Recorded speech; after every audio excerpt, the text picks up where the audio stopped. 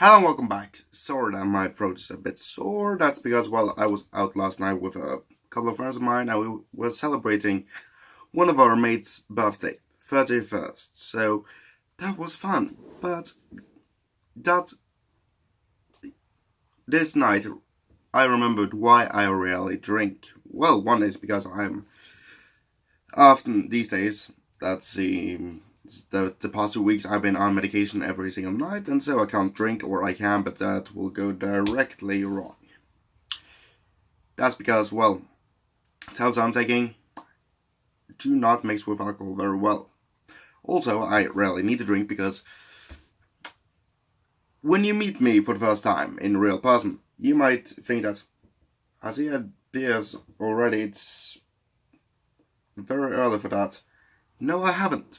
I'm just genuinely, how to say it, the feeling you get from first or second beer normally is that you're very out there and you have weird ideas all the time. You might even think that, let's see if we can talk to that person over there. Yeah. So very outgoing. That is me all the time. I don't need alcohol to do that. And so I can be at a party for about, from start to finish without drinking, and I think that it's a great party because drinking for me is not that. I don't see the point of it really, because if you had an alcoholic parent, you know how it is. You know how it can be, how horrible it can be, and so you don't really want to drink. But my mate, I'm not going to name him because, well, I respect him too much to do that, but he had been drinking since 7 o'clock. And I met him at around midnight. He was in great shape, and then the shots came. At a pub. Irish pub, of course. And, well, if you get 14 shots in the span of a few hours, you will feel it. And trust me, he felt it. All the way from Sambuca to other liquids, including straight up shotting whiskey. That is never a good idea. Although some whiskeys are so bad, if you have to drink them, you almost need to shot them. Anyway, he ended up, after 14 shots, everything kicked in at once. I can relate to that. You just walk around, have a good time, and oh fucking hell. Why is the entire bloody landscape spinning? It's not a room, it's not a pub, it's the entire landscape. You see the mountains move around you. And in this city of mine, we have 7 mountains around the city. So, I think that's north. Why is that mountain moving? I have no bloody idea. So that can easily happen. For my mate, on the other hand, he just went behind a theatre and, well, as we like to say, he yelled for the elk. Or moose. I have no idea what to really say there. But in towards MC, he vomited as all hell. You could hear it just. He said, moose? No, he's my friend. Okay, fair enough. And it ended up that we dragged him into my car. Because, sober, as always, drove him home. Where, when we dragged him out of the car, he basically collapsed in a good manner. Because the fact is that we put him on the ground, slowly-ish, and laid him stable, and there was all the alcohol. Just, hello alcohol, it's coming up again. And that's very fun. And so I have the perfect gift for him next year. Because today he has probably, knowing him, one of the worst cases of, oh god, what did I do last night when I was drunk? Yeah, the drunk anxiety, if you might want to say it like that. And so I have the perfect gift, because I took a few pictures of him when he was laying on the gravel outside his house. I'm going to make some memes out of those. That is my gift for his next birthday. Also, maybe... Is this... You have to tell me if this is too bad. I'm going to put up 3 or maybe even 4x4 A3 sheets of that picture of him laying on the gravel. Thanks, I know. When your liver doesn't work like it used to. I know it's bad, but then again, I love being that bad against my friends because they're that bad to me. If I did something terrible like that, or not terrible, it's just you drank all the way too much, so enjoy. So it won't harm him, but then again, just to be fun as all hell, and also he loved dark humor, so I might have some bad cases of dark humor towards him as well. So in my group of friends, if any one of us do something like that, if we get too drunk and just being too drunk is not obnoxiously drunk, sorry, and just, you're drunk, you're, hello, what the fuck's wrong with the mountains today, and, okay, more shots, okay, for fuck's sake, and you're not harming anyone, you're not that annoying, you just wasted and it's your birthday, so you're a bit allowed. As long as you're not annoying anyone, harming anyone, and everyone is still having a good time, I don't see the problem. The problem comes, however, if one is to drink so much alcohol that you become obnoxious, annoying, and harm others, or just, I don't know how to say it, but you know a drunk person, how they behave, and also, no one likes the people who are too drunk at a party or at a pub or anywhere, basically, because if they're at the stage where they can barely keep themselves up, get them the hell home. And at the same time, I see that some people want to drink because they don't want to feel the way that they did. People with anxiety drink because they have anxiety, and when they drink they don't have that anymore or don't have to think about it. For example, social anxiety. What is wrong with my camera now again? I don't like this. And we're on again. Because my camera is suddenly not that good. I don't know why. Moving on. That I don't see why someone wants to drink to a point where they're almost blacked out or are blacked out or barely have any control over themselves. That's why I don't drink. So far this year, I think I had about 5 units of alcohol, because when I drink and I feel the effect, I go straight home if I'm out. If I'm inside with a mate and just drinking, I just, okay, now I don't have the control anymore. I'm going to bed. Food, water, bed. Easy. Because when you got Tourette and you're drinking, even the smallest bit of control that you have, you completely lose it. And also we have some tendencies to have a blackout. Not like the ordinary blackouts that you can't remember anything. It's more like, I know where I am, who I'm with, but I have no idea what I might say or what I think I might do. That just gets filtered out. And also we can get very impulsive very fast.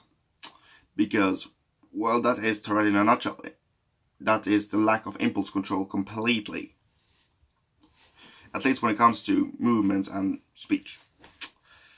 And so, I would not recommend getting me drunk, because I have very little filters to begin with. I have very little control to begin with. And the only time I can contain this bloody thing is when I'm somewhat calm, not stressed, not anyway emotional at all. I don't like being emotional because that's irrational. That's human. Humans. Yeah. Shoot. Yeah, that's how it goes. Get off, get away. Dude, away you fucking go. And so that's why I don't have that many tics, because I'm usually calm, or try to be. But if someone, let's say, pisses me off, or I get drunk or emotional or anything, oh, I fucking hate myself. Because I don't like showing the tic. I don't enjoy that feeling of, okay, I need to hold back a bit now on my hand, otherwise I will probably be able to punch you. And that's why I like to have a bit of distance to people. About an arm's length. like, way out. Just because if you're at that distance, I have no chance of hitting you, and so I feel a lot calmer.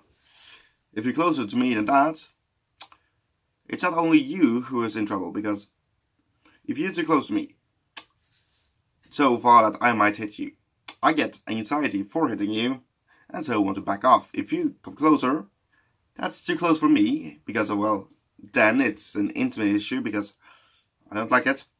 And so the Tourette might kick that off, because, I can't get this person to back off. Tourette goes, "Hey, can I do something to help?" "No, don't you fucking dare, you fucking idiot." And then I talk to myself out loud, because that's the only way I know how to think. That's very fun on exams though. Anyway, back to the issue here. If you come too close, even if you're drunk as shit, I don't bloody care, because I don't want to hit people. And so, I might just hold my hands. Are you praying? I'm not praying, I'm just thinking about how not to kick your ass right now, and I don't want to punch your teeth out. So please back the hell off! Let me go closer and check it out. And that takes me even more off. And there are other times where, let's say I'm driving and I know that, okay, I have something, I have that tiny bit of control right now that I know that, okay, a tick might show up now. I have no idea which tick or what I do say, what sound I make or anything. I just know that, okay, this is stressing some of my vocals. A vocal tick might come. Okay, I can either try and make a maneuver or try and do something with my voice or speech pattern that it can't stop. That is the only thing that I have been told by, well, my shrink, basically. That's one of the only things that might help. If you have a tick that makes you go in that direction, basically a punch, just like in that direction. Okay, how can you stop it? Okay, you have to think about a way to make that not be able to work. Let's say holding your hand here. Not that very good, because it's very visible. If you can think of something that will make it less visible, or just stop the tick from actually be able to happen. And that's why I always wear very, why did I forget a word now? Heavy work shoes. They're about 3 pounds each in weight. So whenever I get a tick on my foot, it stops immediately, because the foot blade up and stops. I have hell of pain in my feet right now, because that's happened all day long. But at least I don't suddenly kick a wall or anything. That's happened in the past. Or just suddenly waking up in bed. Okay, that was a wall. Good morning, everyone. This is me. So, when you have this, you find techniques to, or try and find some techniques to stop that from happening. Because waking up and punching a wall, yes, it's effective to wake you up, but then again, if that happens and you're sleeping not against a soft wall, but against a very hard wall, let's say brick, ow, that hurts a lot. And so you just have to find ways to not do it, by either tucking your arm straight in and does have no idea how to be able to do it. That's very good. Or finding other ways to not do anything to harm yourself. And so when I drink, the very, very rare times I do, I have no control over this. I don't see a single tick happening, because that little focus point you have. If I'm focusing right now and something happened to my hand, let's say that was a tick, I had no idea that was happening, except that I see it on the camera. If I didn't have a camera, I could do that all day, just ticking the hell out, or blabbering, or start to ow, and not even realize it, because if that is your default, that might happen. And it's happened over so many years, you don't pay attention to it unless you're suddenly aware of it. Or you're continuously and high and focusing on it. So, the second I have some alcohol in my system, I don't register that anymore. And so, I might just go around, yeah, how are you doing? Oh, I'm doing fine, how are you? Oh, damn, my hand hurts. Oh, your face... Sorry for the black eye, dude. You okay? Because I don't realize I'm doing it. It's basically a reflex at this point. It's something that is completely normal. Let's say that you're just using your arms to convey a point and then suddenly you punch someone's teeth out. You don't know it until your hand hurts or it stops. Just... Ow! My hand hurts. Oh shit, that means I did something. That is the initial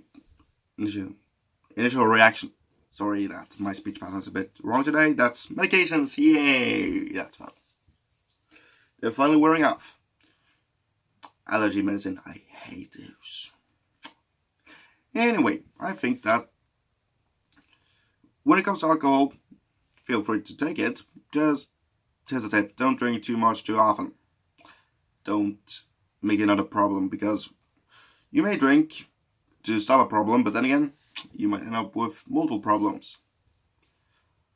And so you might have some happy times, bad times drinking, but